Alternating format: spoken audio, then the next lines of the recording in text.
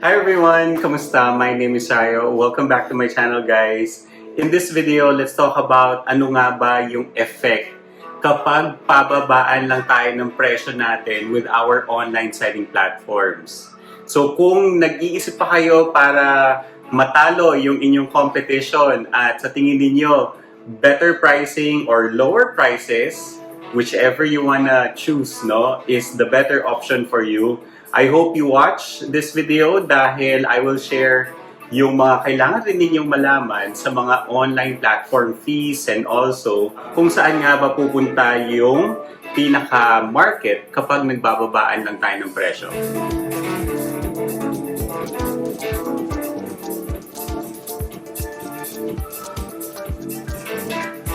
Alright, so alam ko marami sa inyo yung mga online sellers rin na kagaya ko.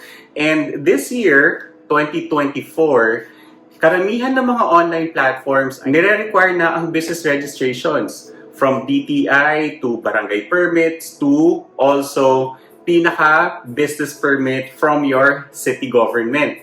So dito, marami rin tayong fees na kailangan bayaran. Actually, dito sa amin sa Pasig, umabot rin ng almost 60,000 pesos yung binabayaran namin on fees alone para makapag-register ng business. Wala pa dyan yung pinakapagod natin sa pagpipila at yung araw ng pagpunta natin para pumila at mag-register na ating business. Tingin ko, maganda naman talaga yung ganitong way para ma-limit din yung mga bogus na sellers at of course, maprotektahan din yung mga pinaka-buyers ng mga online platforms na yan. So, sang-ayon ako doon kung sakali ako yung tatanungin ninyo regarding registrations ng mga sellers. It is very noticeable these days na medyo marami mga similar products or magkakaparehong products na bumababa lamang yung presyo. Pababaan ng presyo, tapos pareho-pareho talaga yung product. Tingin ko pare-pareho sila ng mga supplier na pinagkukuhaan, and I think yung mga ganitong way na pababaan lang ng presyo, yun yung dapat natin i-discuss as sellers online.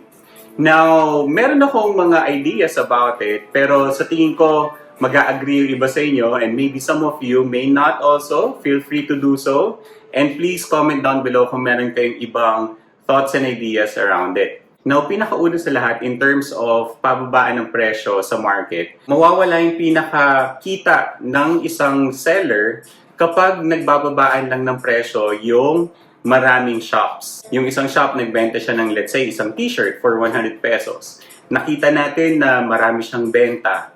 Tapos, binabaan natin yung benta natin to 95 pesos. Tapos, yung next naman, gumaya din dahil tumaas yung benta natin sa 95 pesos, binabaan din niya yung kanyang selling price. And, you know, it's not really a best way para sa isang business owner na magbaba lang ng presyo dahil, una sa lahat, kailangan rin natin protektahan yung ating pinakakita, di ba? So, nabanggit ko nga yung kanina. For example, guys, with 100 pesos, no, yung pinaka-product nyo dyan, kailangan healthy yung ating return of investment. So, dapat more than 60% yung ating pinaka-kinikita dyan. Kasi kailangan natin makabawi rin sa mga stocks na nilalabas natin. Inventory and stocks take place. Also yung space kung saan natin nilalagay yung pinaka-inventory natin. Alam nyo guys, sa akin, dito sa bahay, maliit lang yung space namin, pero we make sure na meron kaming ample space para sa mga inventory namin. So, make sure guys na kapag magbebenta kayo, nasa 60% yung at least kinikita ninyo sa bawat product na binibenta ninyo. Meron dyan ng mga ibang online sellers, iniisip nila 10 pesos o 20 pesos na kita, okay na. You know, kung titingnan nga natin, 10 and 20 pesos will come a long way kapag nakabenta ka ng maramihan. Pero syempre, with your dues, taxes, and fees, nako, na ang baba na ng 20 pesos na yan. Which leads me to the next one. Ito yung mga platform fees na kinukuha ng online platforms natin. Guys, alam nyo ba na nasa 17% ang kinikita ng online platform sa bawat products na binibenta natin? So let's say for example, itong product namin na mga ref magnets. So nakikita ninyo, yung ref magnet na to, napakaganda, di ba? It's about 50 millimeters. And ang maganda dito sa product na to, it's very unique. Tingin ko, mag-a-agree kayo na wala pa kayong nakikitang ganitong klaseng ref magnet from before, lalong-lalo na if it's coming from Cebu or even Baguio. Meron din tayo sa Davao, meron tayo sa Batangas, and of course, meron tayo sa Manila. So I guess mag-agree kayo na talagang unique tong product na to. What makes it unique is more on the design and also kung paano namin siya ginawa. Meron tong 3 layers of wood and it's also covered with special coating para protected yung pinaka-magnet design natin. And of course, full magnet sa likod para syempre maganda yung kabit. So binibenta namin to sa online platform natin and 17% nga yung kinikita ng platform na yon. I'm selling these for 150 pesos and 25 pesos ang nakukuha ng online platform.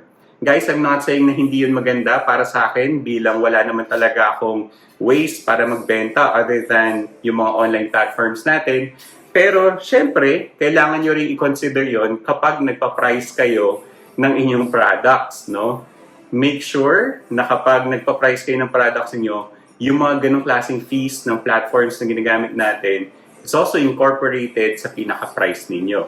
Kung hindi pa kayo masyadong familiar sa pricing, hindi ninyo alam or gamay yung paano maglagay ng price na tama, marami talaga tayong kailangan trabahuhin kapag maglalagay tayo ng products natin at magbebenta tayo for our business. Make sure guys na talagang maganda rin yung pinaka-income natin kasi nakakatamad kapag masyadong mababa yung kinikita, di ba? Lastly, ang pinaka-effect ng mababang presyo para sa ating mga sellers ay of course yung commodity ng prices natin. Guys, sa presyo ngayon ng isang product, napakataas na galing sa ating suppliers alone or kung binibili natin, ginagawa natin yung pinaka-raw mats. Kagaya namin sa mga products na ginagawa namin, yung raw materials alone nito medyo mataas na and hindi namin kayang babaan pa yung pinaka-presyo niya. So kung meron kaming makita na kagayang-kagaya nito, well, I'm sure nagawa nila ng paraan para mapababa yung kanilang costing. Pero dito, I think na kapag mga bagong products, hindi pa siya nakikilala sa market, ito rin yung mga tipong kinakailangan natin ng more research, di ba? And doon sa research, doon sa development ng product, din talaga tayo nagkakaroon ng marami pang expenses. Let me know kung nagustuhan ninyo yung mga ref magnets namin. It's available on our online shopping platforms, definitely. And if ever interested kayo to have your own for your business, we create designs and we create these types of ref magnets for you. Be it na meron kang small business or meron kayong pwesto sa isang magandang location also. Tapos gusto niyo magkaroon ng another set of products para sa inyong tindahan. Yan.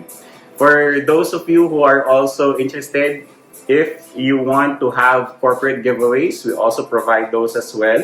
Visit nyo rin ang aming website. It's www.philippines.co, Philippines.co.